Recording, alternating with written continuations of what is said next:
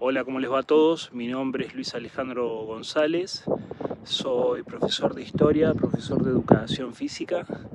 Tengo ciertas especialidades hechas en nutrición deportiva, psicología del deporte, biomecánica deportiva y algunas cuestiones más relacionadas todas al deporte y a la educación. Pero ante todo me defino como un docente. Yo tengo el firme convencimiento de que todo entrenador primero debe ser docente, si no, no tiene sentido la función de entrenador. Primero tiene que preocuparse por enseñar desde cuestiones morales, sin obviamente inferir en ideologías, hasta cuestiones básicas de educación, de respeto hacia los otros y hacia uno mismo. Y por otro lado,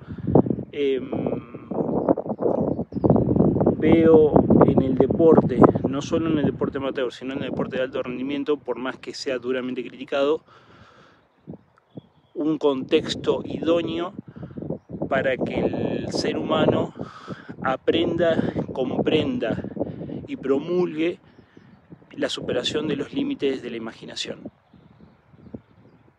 A la hora de construir una serie, vos siempre tenés tres parámetros que son bastante básicos: volumen, intensidad y pausa. De la suma de esas tres variables de la carga te nace la densidad. Una serie es mucho más densa cuando tiene más trabajo por unidad de tiempo. O sea, en una hora yo meto 4.000 metros y en una hora yo meto 2.000 metros. La hora que tiene 4.000 metros es mucho más densa porque hay mucho más trabajo en esa unidad de tiempo que el trabajo de 2.000 metros por hora. Ahora, lo que puede darse es que en esos 2.000 metros se hayan dado porque hiciste trabajo de altísima calidad y requeriste mucha más pausa para recuperarte. Entonces se justifica esa pobre densidad porque la vedette en ese caso fue la intensidad. Pero cuando estás entrenando fondo, supongamos que vos estás buscando hacer mucha distancia muy rápido con la menor pausa posible, vos tendés más hacia la densidad de la carga. Hay un concepto sobre la densidad de la carga que no está escrito en los libros, que tiene que ver con lo que el deportista es capaz de soportar. Hay deportistas que te pueden nadar mucho, pero no te bancan, no soportan en la cabeza el modelo técnico que le estás exigiendo, y vos le estás picando la cabeza, le estás picando la cabeza con X cantidad de brazadas que tienen que entrar de tal forma, que tienen que hacer tantas ondas después que empuje la pared, que la vuelta debe entrar de tal manera, y todo eso hacen al modelo técnico. Entonces, el concepto de densidad también incluye la capacidad de soportar y ejecutar el modelo técnico a los ritmos que estoy buscando. No hay palabras de motivación para el entrenador. El entrenador nace y se hace. No, el entrenador, primero que es un ser totalmente imperfecto, porque el verdadero entrenador siempre siente y va a terminar sintiendo que nunca va a llegar a ser un verdadero entrenador, porque es tanto lo que hay que saber, tanto lo que hay que dominar, son tantas las cosas que hay que percibir, tantas las cosas que hay que entender en profundidad, en su sentido tanto espiritual como filosófico, que uno siempre tiene la sensación de que es un ser incompleto. Entonces, un entrenador es un ser que aprende constantemente y está constantemente en la búsqueda de, ¿sí? El entrenador es ser, no es as. No se define en primera instancia por lo que hace o por lo que tiene, sino por qué es. Vos definís que querés poner el servicio de tu vida a ser entrenador, independientemente del costo de ser entrenador, de la soledad que implica ser entrenador. Y después vas a encontrar tu propio hacer y eso te va a llevar al tener. Pero primero tenés que ser. Entonces, como ser, vos te levantás motivado todos los días, aunque un día te levantes llorando porque los resultados no salieron, porque perdiste la posibilidad de ganar un campeonato, porque te equivocaste, porque no elegiste las palabras correctas que le tenías que decir a ese chico o a esa chica o a ese padre o a esa persona.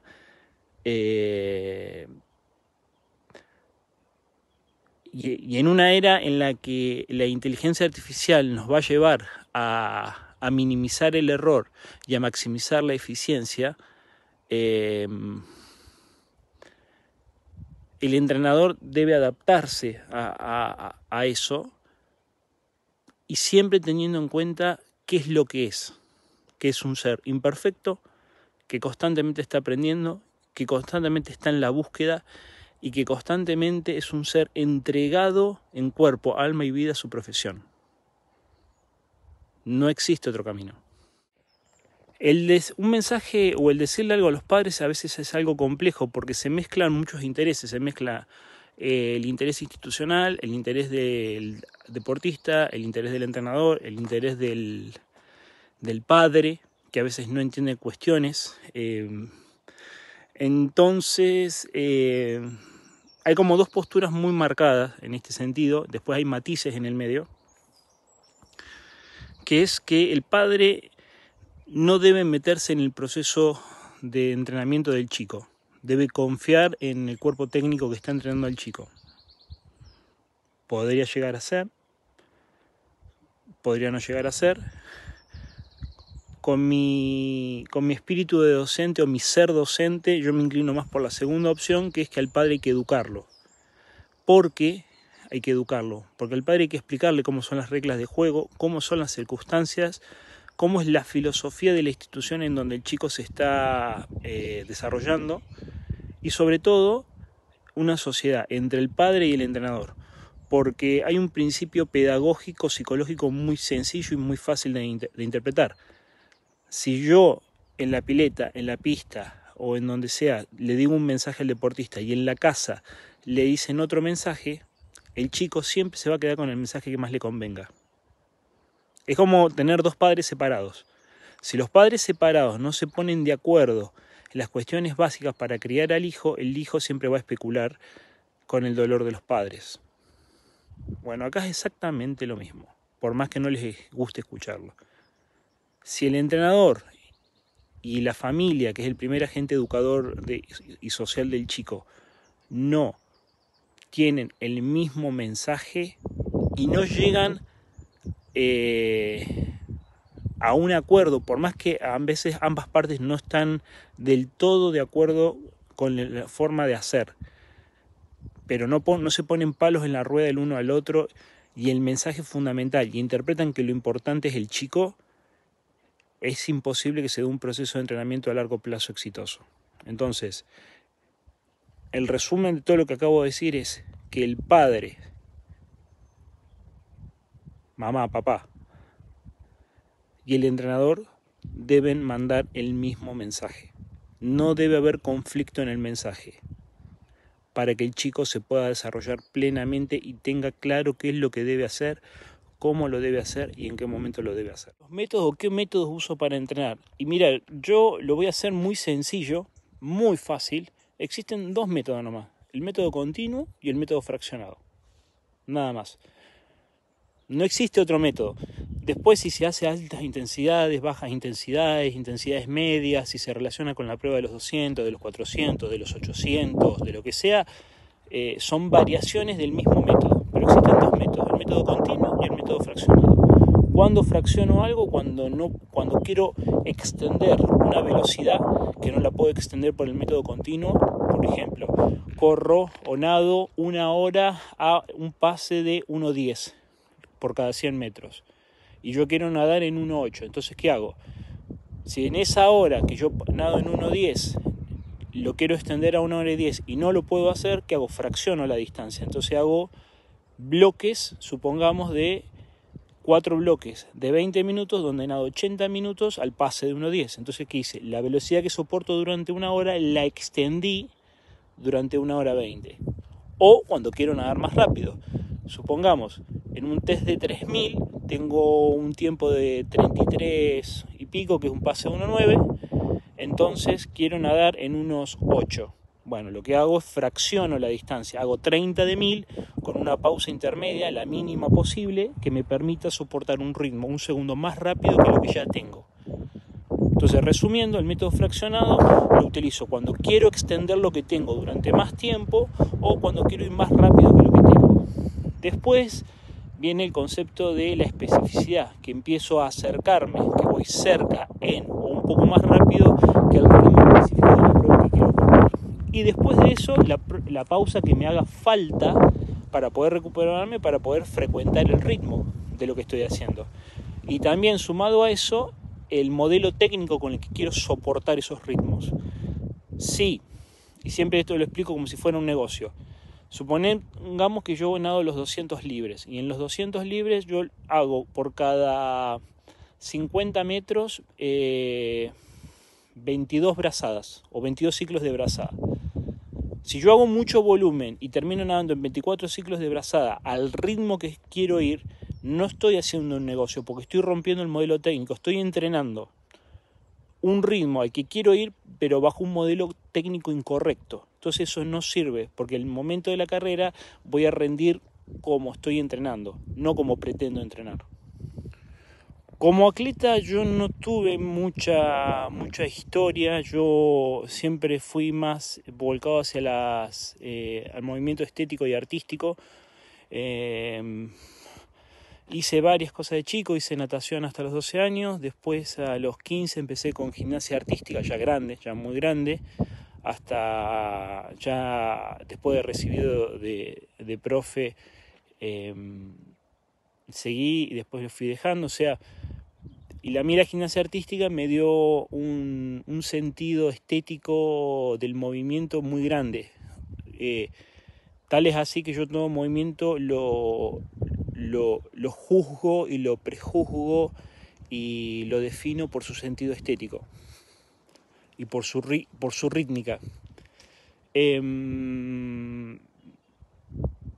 Por accidente, cuando era estudiante de educación física, me llamaron para empezar a entrenar un grupo de gente grande que corría maratón, y resulta que los números me fueron fáciles y empecé a interpretar, se me dio que interpreté rápido cómo era el juego de los números, y tuve que desarrollar la otra parte, que es la profesión, el hacer del entrenador.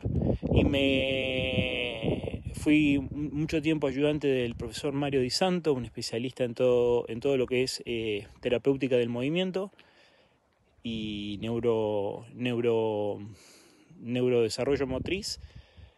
Y me encuentro por esos accidentes de la vida con mi mentor, que es el profesor Héctor Rubén Sosa, que fue el entrenador de Georgina Bardach, medallista olímpica en los Juegos de Atenas 2004. Y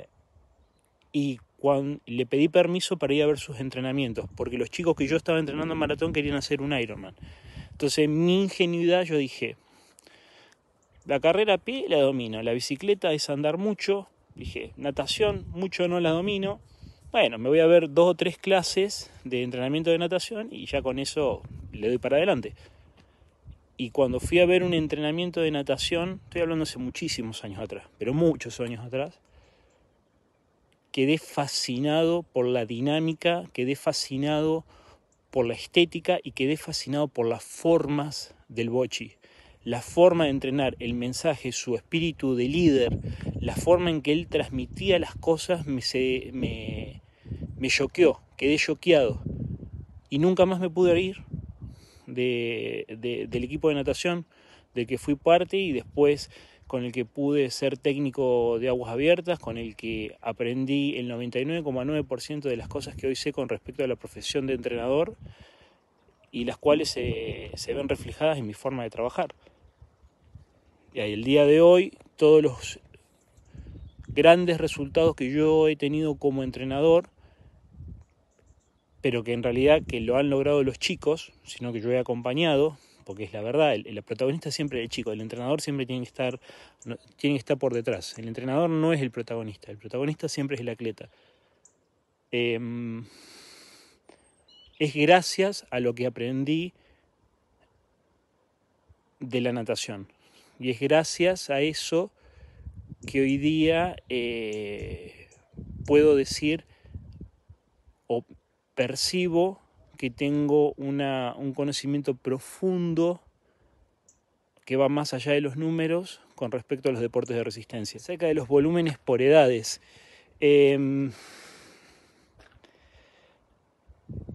Hay un principio muy sencillo que dice que vos vas a entrenar tanto como podés seguir mejorando. Y cuando no mejoras más, tenés que entrenar más, ¿sí? Dicho en otras palabras, el deportista debe hacer la menor cantidad de volumen posible, pero que le reditúe los mayores beneficios. Cuando ya no se producen beneficios, el volumen debe aumentar. Yendo a cuestiones concretas, los equipos de natación están nadando a edades tempranas, estoy hablando entre edades entre los 11 y los 15 años, en las mujeres antes, por una cuestión de desarrollo biológico, un promedio de 55.000 a 70.000 metros semanales, dividido en 9 a 10 sesiones. Eso implica más o menos 7.000 metros por sesión en doble turno, más trabajo de gimnasio, más trabajo terapéutico, que implica todo lo que es el manejo de los ejercicios de movilidad articular, de flexibilidad, más todos los hábitos profilácticos que debe entrenar el chico: irse a dormir temprano, no irse a dormir con el celular, la alimentación, etcétera, etcétera, etcétera, etcétera. Pero ningún equipo serio, a partir de entre los 14 y los 17 años te van a dar menos de 3 millones de metros al año, ¿sí? Eso es la base, de ahí para arriba. Y después ahí entra el juego de cuántos metros por cada chico es necesario para ir viendo mejoras. Por lo general, si vos podés sostener semanas de 70.000, 75.000 metros en forma constante, te asegura de que vas a desarrollar una base aeróbica suficiente para poder soportar los ritmos específicos de las pruebas y amortiguar. Cuando hablo de amortiguar, me refiero a ser capaz de producir productos tóxicos en el organismo y poder eliminarlos rápidamente. No solamente con la base aeróbica, sino con un montón de cosas más, como hablamos por fuera de la pileta. Pero sobre todo para poder entrenar la fortaleza mental. En relación a lo que dije anteriormente, lo que tienen que entender que todos son fondistas, todos son velocistas y todos son midlistas. La midley tiene que estar presente siempre. Lo que pasa es que a muchos entrenadores no les gusta entrenar a la midley porque es muy difícil entrenarla, requiere una estructura muy importante, requiere saber mucho de los estilos, mucha biomecánica de los estilos y requiere entender la interrelación entre los diferentes estilos. Pero yo diría que hasta los 15, 16 años son todos midlistas, todos nadan la midley. Después empieza la especialización, pero hasta el especialista nunca deja de nadar la midley, por varios motivos: por una cuestión de desarrollo motriz, por una cuestión de cambio de fibras musculares, entonces retrasarse el proceso de fatiga, por una cuestión de diversidad de la técnica y por ende cuidado de la velocidad, etcétera, etcétera, etcétera, etcétera. Hay un error muy común, salvo que tengas un talento nato, que eso se puede dar, pero hay un error muy común que es pensar que el chico a los 11, 12 años es velocista o es fondista. Y en realidad existen tablas de porcentuales.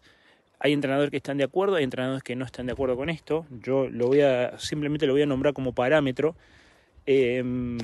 Existen tablas porcentuales donde te dice que a tal edades el chico debe estar a tanto por ciento del récord del mundo. Supongamos, a los 15, 16 años, un varón debe estar al 94-95% del récord del mundo en X prueba. Hay tablas confeccionadas, estadísticas hechas en países serios. Estados Unidos tiene sus propias tablas, Rusia tiene sus propias tablas, los búlgaros tienen sus propias tablas, creo que la tabla española también existe. Son baremos que te van indicando dónde estás parado y hacia dónde tenés que ir. Entonces vos construís todo tu sistema de entrenamiento en función a esas tablas. No todos los entrenadores están de acuerdo con eso. Pero es una forma de saber dónde estás parado y hacia dónde querés ir. En función a eso, vos construís las series testigos, o sea, vamos a poner una serie básica, son 8 de 400, dentro de los 430. Si vos sabés que un chico a los 16 años soporta 8 de 400 dentro de los 430, es porque seguramente tenés un nadador que es un medio fondista o un fondista de 800, un nadador de 800. Junto con otras pruebas más, existen cuestiones mucho más sencillas. Por ejemplo, yo con los triatletas amateur les tomo un test de 3000 o un test de 30 minutos, dependiendo la capacidad de soportar metros, para testear la velocidad umbral, y después les tomo un test de 50 o un test de 100 para testear la velocidad. Entonces, con esos dos ritmos yo diseño toda la serie y el chico sigue progresando, progresa, porque mejora la cantidad y mejora la calidad. Ante todo, le quiero agradecer al profesor Gianmarco Vicente por la invitación a compartir un poco de tantos años de trabajo. Lo quiero felicitar. Les quiero agradecer a ustedes por haber estado acá y dejarles un mensaje para todos. El entrenador es alguien que aprende, por definición, y el alumno es alguien que le enseña al entrenador. Entonces, cada alumno es una nueva fuente de aprendizaje. Y cada alumno es un desafío nuevo que nos obliga y nos empuja hacia los objetivos que estamos buscando. Y siempre el entrenador tiene que tener un objetivo, por más que el alumno no lo tenga. Siempre el entrenador es el que empuja. Siempre el entrenador es ese faro en el medio del océano que soporta las tormentas. Si ustedes no están preparados para soportar las tormentas, replantéense si realmente quieren ser entrenadores. Pero si están preparados para ser esa luz que ayuda y guía, estén preparados también para aprender, porque los chicos son una fuente infinita de aprendizaje. Un abrazo para todos, cuídense.